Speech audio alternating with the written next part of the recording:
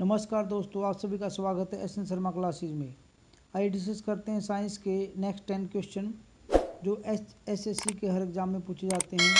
आइए डिस्कस करते हैं आज के 10 इम्पोर्टेंट क्वेश्चंस।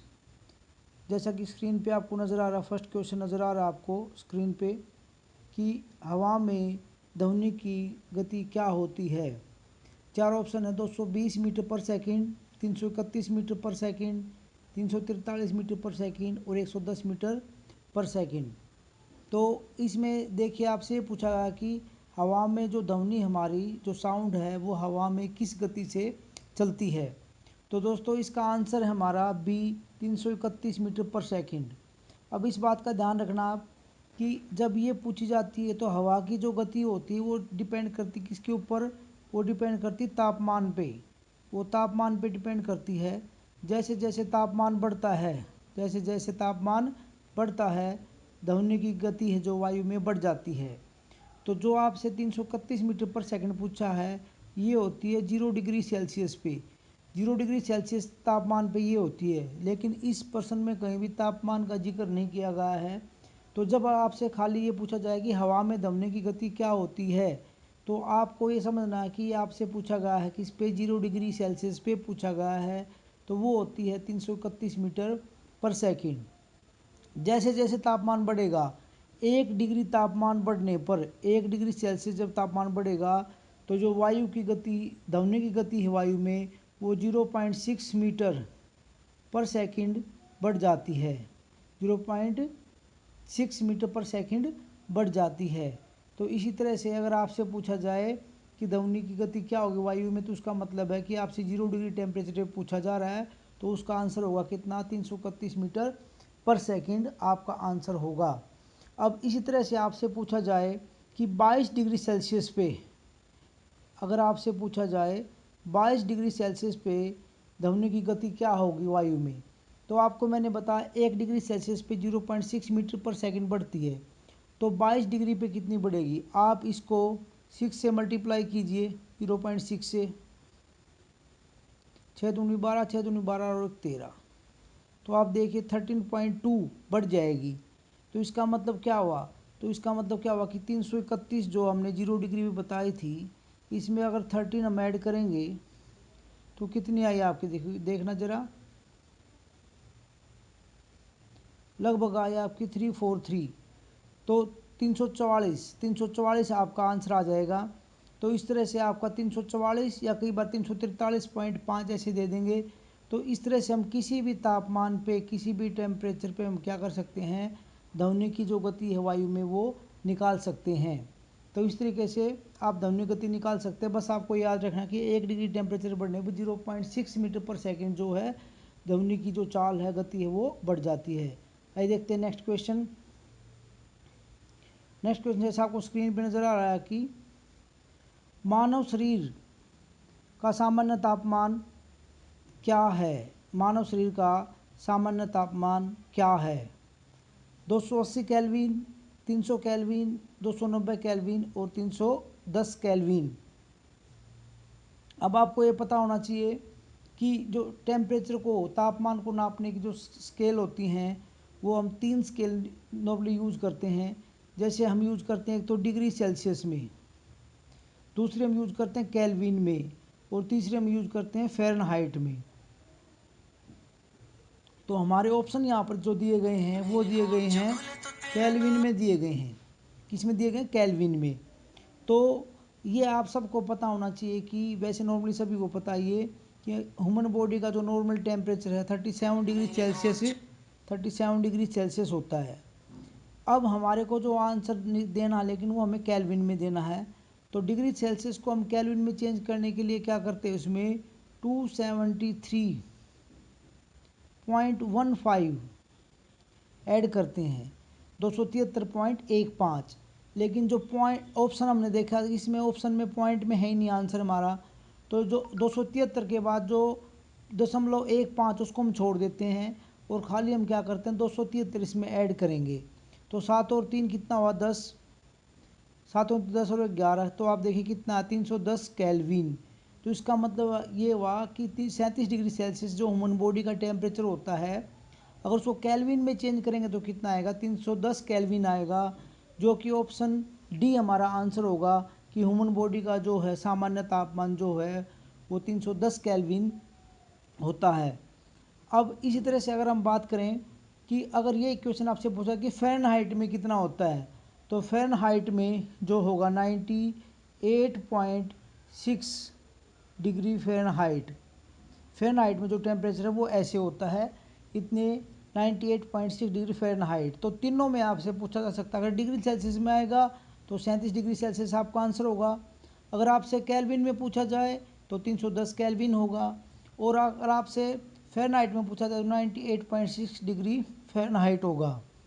जैसे कि मैंने आपको बताया कि सेल्सियस को केल्विन में चेंज कर सकते हैं। 37 के सेल्सियस के में जो भी टेम्परेचर आपको गिवन होगा उसमें आपने 273 क्या करना, प्लस करना है।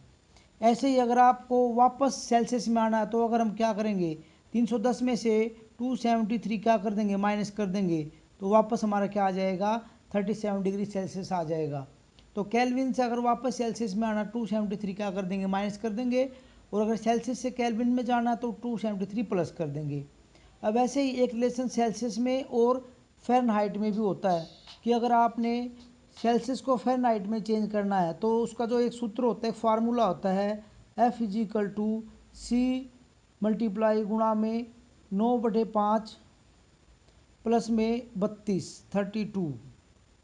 अब कोई भी टेम्परेचर आपको दिया जाए, सेल्सियस का जो भी टेम्परेचर को यहाँ पर रखेंगे, उसकी हम 9 से मल्टीप्लाई करके 5 से भाग कर देंगे, जो भी आएगा उसको 32 में प्लस करेंगे, तो हमारा जो टेम्परेचर किस में आ जाएगा, फ़ारेनहाइट में आ जाएगा। तो ये सूत्र होता है, ये रिलेशन होता है किसमें, सेल्सियस में और फ़ारेनहाइट में ये रिलेशन होता है। कई बार ये क्वेश्चन भी पूछा जाता है कि सेल्सियस और फ़ारेनहाइट में क्या संबंध है, सूत्र क्या होगा इनके बीच में बताइए। तो F=C मल्टीप्लाई 9.5 प्लस में 32, ये रिलेशन है सेल्सियस और फ़ारेनहाइट के बीच में। तो इस तरीके से यहाँ से 2-3 क्वेश्चन बन सकते हैं, इनका ध्यान रखना आप। बढ़ते हैं नेक्स्ट क्वेश्चन की तरफ। नेक्स्ट क्वेश्चन बहुत आसान क्वेश्चन पूछा गया आपसे, डायरेक्ट क्वेश्चन है ये आपका कि कार्य का एसआई मात्रक क्या है, कार्य का एसआई मात्रक या कार्य की एसआई इकाई क्या है। तो आप ध्यान से देखिए, आप सभी को पता है कार्य का जो एसआई मात्रक है वो क्या होता है, जूल होता है। जूल क्या होता है, जूल। कार्यों को हम क्या लिखते हैं, कार्य बराबर बल गुणा में विस्थापन, बल गुणा में विस्थापन। भैया आपने कितनी दूरी तय करी है दो बिंदुओं के बीच में, तो क्या आ जाता है, कार्य आ जाता है।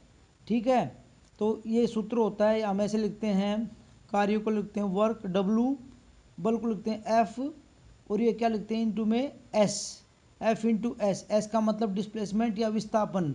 एक वस्तु है कोई, जैसे ये A बिंदु है और ये B बिंदु है, A से B बिंदु तक गई है और उसने कितनी दूरी तय करी है, S दूरी तय करी है। तो दो बिंदुओं के बीच की जो दूरी होती है, कम से कम दूरी, उसको क्या बोलते हैं हम, उसको विस्थापन बोलते हैं। और अगर इसके ऊपर हमने कितना F क्या लगाया है, फोर्स लगाया है या बल लगाया है, तो यहाँ से यहाँ तक चलने में उसने कितना कार्य किया है, W कार्य किया है। तो कार्य का जो ऐसा मात्रक होता है वो क्या होता है, जूल होता है। आइए बढ़ते हैं नेक्स्ट क्वेश्चन की तरफ। अगला क्वेश्चन भी बिल्कुल सिंपल है, क्योंकि जो ये ऐसा यूनिट है इनके ऊपर भी कोई ना कोई क्वेश्चन ज़रूर आपसे पूछा जाता है। भार का एसआई मात्रक क्या होता है, भार का एसआई मात्रक क्या होता है। ऑप्शन है किलोग्राम, न्यूटन, डायन, इनमें से कोई नहीं। तो पहले देखिए आप सूत्र के द्वारा समझने की कोशिश कीजिए। भार जो होता है जिसको लिखते हैं वेट W, वो क्या होता है, M/G। M होता है मास, मास का मतलब है द्रव्यमान, या आप ऐसे लिख सकते हैं भार बराबर द्रव्यमान, भार बराबर द्रव्यमान गुणा में गुरुत्व। तो आप ध्यान से समझिए, जो द्रव्यमान होता है जिसको हम इंग्लिश में क्या बोलते हैं, मास बोलते हैं, मास। द्रव्यमान को हम किस में नापते हैं, किलोग्राम में नापते हैं। अगर हमसे द्रव्यमान का ऐसा मात्रक पूछा जाएगा तो किलोग्राम होगा, लेकिन जो भार पूछा जाता है हमसे, भार या वेट पूछा जाता है, वो जब आता है जब द्रव्यमान को जी का जो मान होता है वो हमारा कितना होता है 9.8 मीटर पर सेकंड स्क्वायर। तो जी का मान होता है 9.8 मीटर पर सेकंड स्क्वायर। तो अगर हम इसको मल्टीप्लाई कर देंगे किससे, द्रव्यमान से, द्रव्यमान आपका कितना में हो सकता है, जैसे फॉर एग्जांपल किसी का द्रव्यमान आपने कह दिया कि 10 किलोग्राम है, कितना है 10 किलोग्राम है किसी का द्रव्यमान, उसका भार कितना होगा, तो एम हमने कितना रखा, ये रखा 10, जी की वैल्यू, जी का मान फिक्स होता है 9.8, लेकिन कभी कभी किसी क्वेश्चन में इसको हम कई बार राउंडिंग में अप्रोक्सीमेटली 10 भी ले लेते हैं, लेकिन 10 जब लेते हैं जब 10 इसमें गिवन हो, जब दे रखा हो आपको कि जी का मान आपने 10 रखना है, लेकिन जब आपको कुछ भी मेंशन नहीं हुआ है तो हम जी का मान क्या रखते हैं 9.8 रखते हैं। तो दोनों की गुणा करेंगे, दशमलव हटाएंगे तो नीचे क्या आएगा 10 आएगा, 10 से 10 हम काट देंगे तो कितना आएगा 98 न्यूटन, क्योंकि जो ये होता है ये किलोग्राम है आपका और ये मीटर पर सेकंड स्क्वायर होता है। तो जो भार होता है, भार का जो एसआई यूनिट होती है, एसआई मात्रक होता है, वो किस में होता है, न्यूटन में होता है। तो हमारा अगर आपसे पूछा जाए द्रव्यमान का एसआई मात्रक तो किलोग्राम बताएंगे, और भार का पूछा जाए तो क्या बताएंगे, न्यूटन। तो हमारा ऑप्शन क्या होगा, हमारा ऑप्शन बी होगा। तो हमारा भार का एसआई मात्रक क्या होगा, न्यूटन। लेकिन कई बार छोटा छोटा सा न्यूमेरिकल या सवाल भी पूछा जा सकता है कि किसी का द्रव्यमान 10 किलोग्राम है, तो ये बताइए कि उसका भार कितना होगा। तो हम द्रव्यमान को क्या करेंगे 9.8 सूत्र होगा W=m/g, भार बराबर द्रव्यमान गुणा में गुरुत्व। तो हम क्या करेंगे द्रव्यमान को 9.8 से मल्टीप्लाई करेंगे, जो भी आंसर आएगा उसके पीछे क्या लगाएंगे, हम न्यूटन लगाएंगे। तो इसमें मैंने आपको दोनों बता दिए हैं, ऐसा यूनिट भी बताई आपको और साथ साथ में आपको एक सूत्र भी बता दिया है। अगर कोई न्यूमेरिकल पूछा जाए, सवाल पूछा जाए तो इस तरीके से हम उसको निकाल सकते हैं। आइए आगे बढ़ते हैं नेक्स्ट क्वेश्चन की तरफ। नेक्स्ट क्वेश्चन जैसे आपसे पूछा गया है, अभी आपको जो सूत्र बताया था उसी के ऊपर बेस्ड है कि 1 किलोग्राम राशि का भार क्या होगा। कोई राशि है, कोई वस्तु लगाओ कि 1 किलोग्राम है भाई उसका द्रव्यमान, तो उसका भार अगर आपसे पूछा कि भार क्या होगा, तो बिल्कुल ही जी आप निकाल सकते हैं। अभी अभी आपको मैंने बताया है कि भार को हम क्या लिखते हैं, भार को हम लिखते हैं डब्लू। डब्लू क्यों लिखा भाई, डब्लू का मतलब होता है वेट, वेट लिखते हैं WEIGHT, वेट का मतलब होता है भार। तो इंग्लिश में हम डब्लू लिखते हैं, वो क्या होता है एम, एम का मतलब द्रव्यमान, मल्टीप्लाई क्या होगा जी। ये सूत्र होता है हमारा भार का, ये हमारा भार है, ये हमारा द्रव्यमान है और ये हमारा जी है, आपको मैंने अभी बताया। तो इसने पूछा कि डब्लू क्या होगा, तो डब्लू हमें निकालना है भाई। तो कितना है हमारा द्रव्यमान, एम का मान कितना है 1 किलोग्राम, तो इसकी जगह हम क्या लिखेंगे 1 लिखेंगे। मल्टीप्लाई में क्या लिखेंगे, जी का मान फिक्स होता है 9 पॉइंट कितना लिखेंगे हम 8 लिखेंगे। तो 9.8, 1 मल्टीप्लाई 9.8 करेंगे तो 9.8 ही आपका आंसर आ जाएगा। और मैंने आपको बताया कि इसके पीछे यूनिट क्या लगाते हैं, जो भार का जो ऐसा ही मात्रक होता है वो क्या होता है, वो होता है वो न्यूटन होता है। तो इसमें आप ऑप्शन देखिए कि अगर कोई वस्तु 1 किलोग्राम की है तो उसका अगर हमें भार निकालना है तो उसका भार कितना होगा, तो उसका भार होगा 9.8 न्यूटन। तो ऑप्शन आपका क्या है, ऑप्शन डी आपका आंसर है 9.8 न्यूटन। तो ये आपको एक छोटा सा सवाल दिया गया था, ऐसे कोई सवाल भी पूछा जा सकता है आपसे। तो एम का मान जैसे यहाँ पर 1 किलोग्राम दिया है, आपको 2 किलोग्राम 3 किलोग्राम कोई भी दे सकते हैं, लेकिन एम तो चेंज हो सकता है आपका, और जी की वैल्यू क्या रहेगी, ये फिक्स्ड रहेगी। तो इस तरीके से आप कोई भी सवाल कर सकते हैं। आइए बढ़ते हैं नेक्स्ट क्वेश्चन की तरफ। विद्युत धारा का एसआई मात्रक क्या होता है, विद्युत धारा का एसआई मात्रक क्या होता है। अब ध्यान से देखिए, विद्युत धारा को हम क्या लिखते हैं, आई से लिखते हैं। किस लिखते हैं हम, आई से नोट करते हैं, जिसको बोलते हैं इलेक्ट्रिक करंट। विद्युत धारा को हम क्या बोलते हैं, इलेक्ट्रिक करंट बोलते हैं।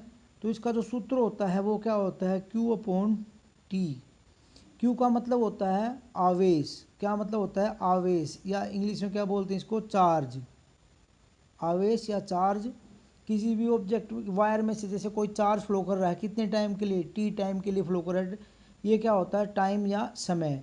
आवेश बटे समय जो जो क्या होता है हमारा विद्युत धारा इलेक्ट्रिक करंट का सूत्र होता है। कई बार ये भी पूछ लेते हैं इलेक्ट्रिक करंट किसके बराबर होता है, तो I is equal to Q upon T, आवेश बटे समय, विद्युत धारा बराबर आवेश बटे में समय, ये सूत्र होता है भाई। ऐसा ही मात्रक जो होता है इसका वो क्या होता है, वो होता है एम्पियर।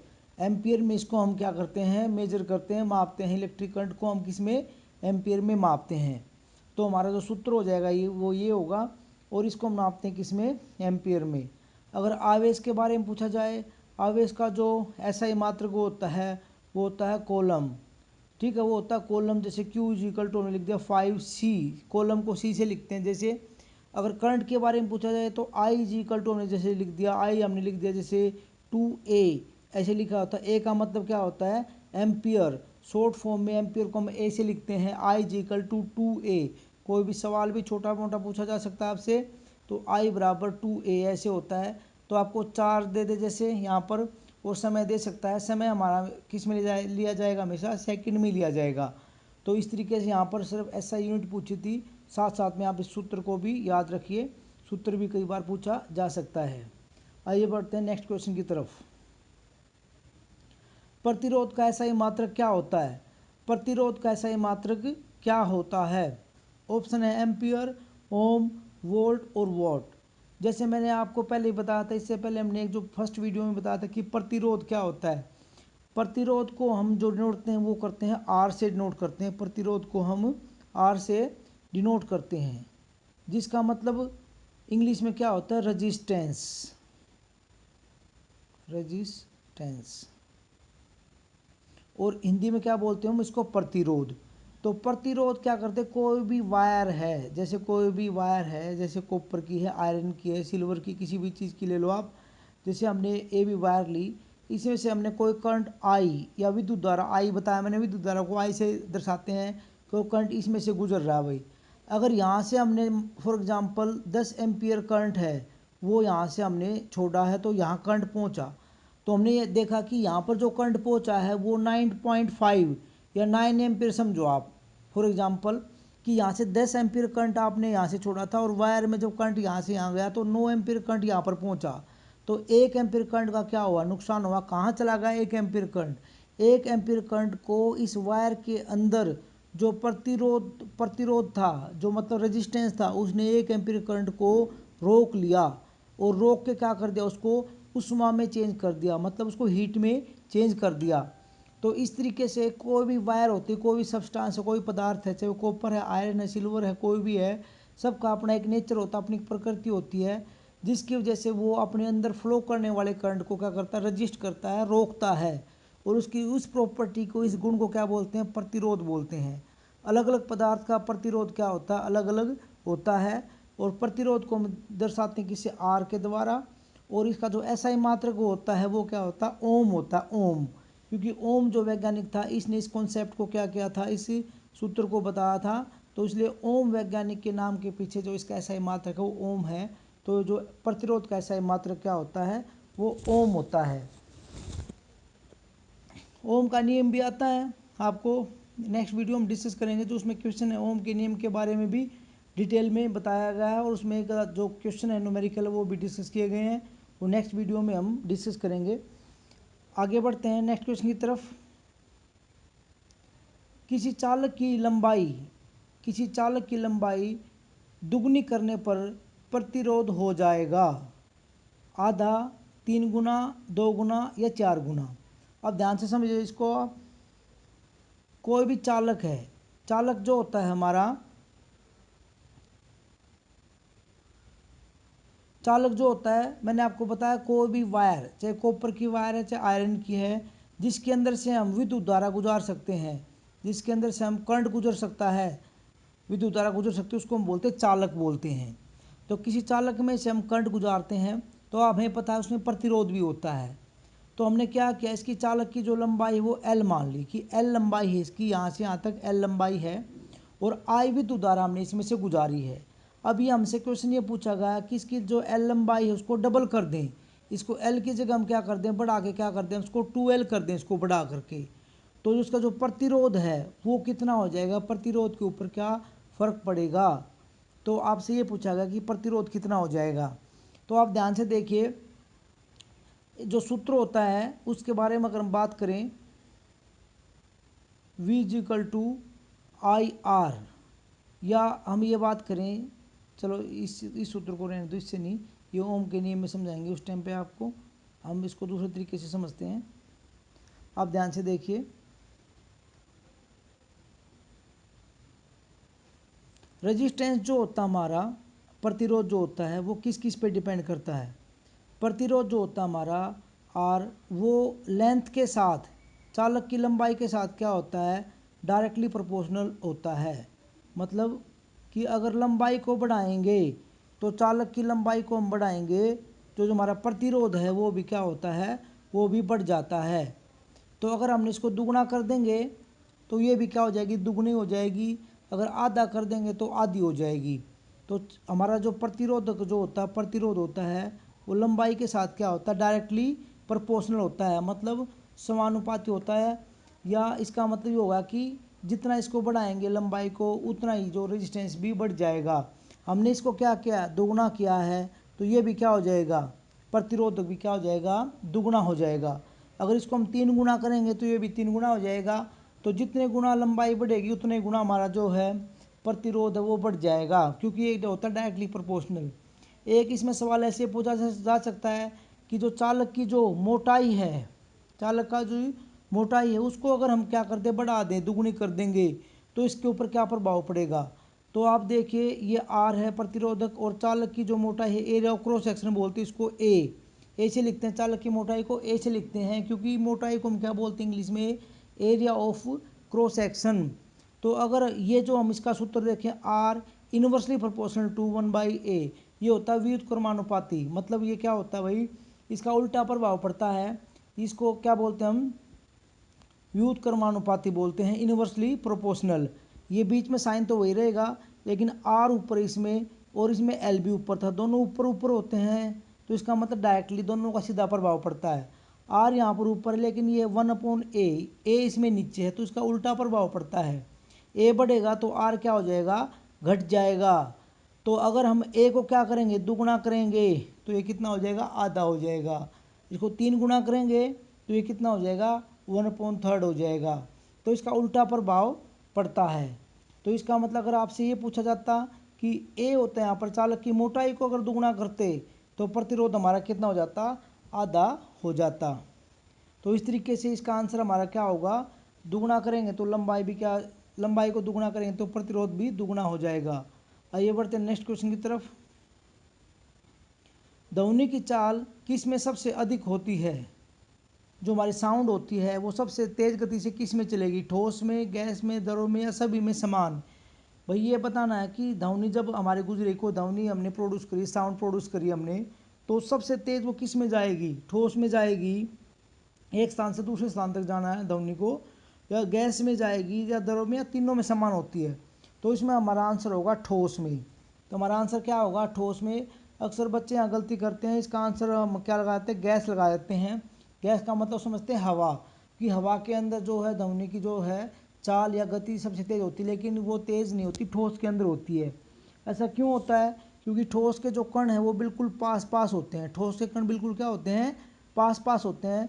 जब यहाँ से ध्वनि उत्पन्न होती है तो ठोस के जो कण हैं वो ध्वनि को एक दूसरे तक क्या करते हैं, ट्रांसफ़र कर देते हैं, और अगले पॉइंट तक जो है ध्वनि वो बहुत जल्दी पहुँच जाती है। लेकिन जो हमारे जो द्रव के जो है कण वो थोड़े दूर दूर होते हैं। दूसरे नंबर पे जो स्पीड होती है साउंड की या गति की चाल, वो दूसरे नंबर पे किस में होती है, द्रव में होती है। और गैस के पार्टिकल तो बहुत दूर दूर होते हैं, तो तीसरे नंबर पर जो चाल होगी वो किसके अंदर होगी, वो गैस के अंदर होगी।